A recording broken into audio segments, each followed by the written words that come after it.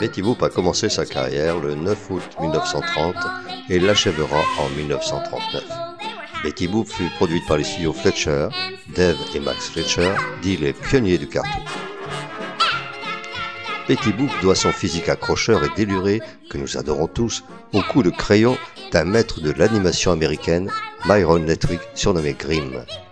Myron Nettwerk est étudiant aux Beaux-Arts de Chicago, puis de New York et de Vienne, avant de rejoindre les frères Fletcher où il donnera naissance au personnage Betty Boop. Il quittera les studios Fletcher et travaillera dans les années 30 pour Disney pour la création de Blanche-Neige et les Sept Nains.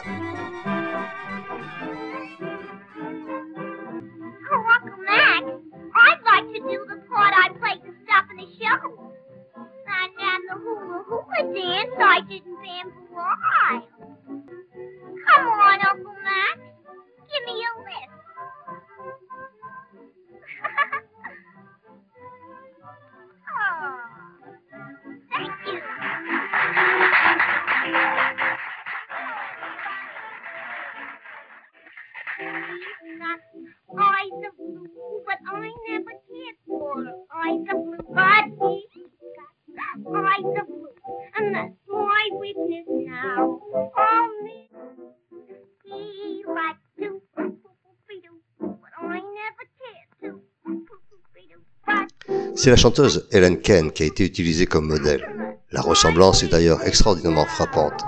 Née le 4 août 1903 dans le Bronx d'une mère irlandaise et d'un père allemand, Helen Kane a commencé sa carrière sur scène à 17 ans et a continué dans le cinéma en 1929 pour la Paramount, mais sa popularité a bientôt décliné. En 1932, Helen intente un procès contre Max Fletcher pour concurrence déloyale et appropriation injustifiée de son image dans les dessins animés de Betty Boop.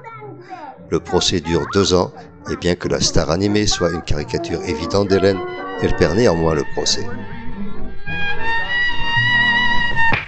Red, you go away, you big bad man. Ooh. Now you know you don't mean that. You know, Betty, honey. I like to hear you sing a song. Hear me sing? Mm-hmm. Okay, I'll sing if you play piano for me. You will? Uh-huh. All right, you boop and I'll play. Okay. Can you play My Silent Love? If you call me that, huh, darling, I'll play anything. Okay.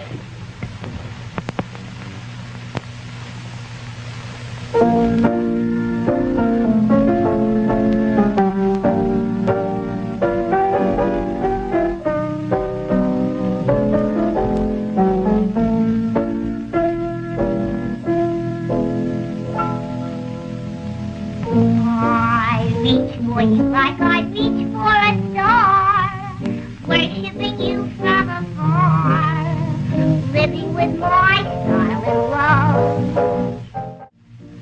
How I long to tell all the things I have planned.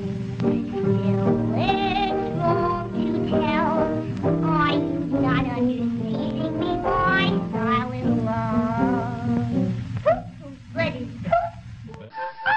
C'est en 1931 que Betty trouve sa vraie voix. Jusque-là, 4 actrices avaient prêté leur voix à Betty.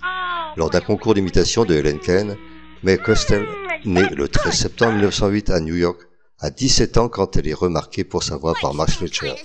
De 1930 à 1939, Questel sera la voix de Betty Boop dans plus de 150 dessins animés. Elle prêtera également sa voix à Olive, la compagne de Popeye. Mr. Reporter, did you get everything? Mae Questel doubla encore Betty Boop dans Qui veut la peau de Roger Rabbit avant de décéder le 4 janvier 1998 à New York. Naughty, naughty. Go away. Come inside, big boy. A saxophone can go. But a saxophone can. Mais en 1934, la carrière de Betty va prendre un tournant lorsqu'elle se retrouve dans la ligne de mire du fameux code S. Betty est obligée de rallonger ses jupes et d'être moins sexy. Si Betty Boop est encore très populaire aujourd'hui, c'est pour ce qu'elle représente. Elle est la première star féminine du monde de l'animation à s'être affranchie du rôle de simple faire-valoir, grâce à un mélange de liberté, d'autonomie et de gentillesse, mais aussi de sensualité et d'inoubliables bobo pédos. Les frères Fletcher ont fait de Betty Boop un vrai personnage concerné par son temps, et Betty est sûrement l'une des premières féministes du petit écran. Hello, everyone. How do you do? The cook in the kitchen and the Duchess too. The dormouse and the teapot and the Mad Hatter too. How do you? She can win you with a wing. Ain't she cute?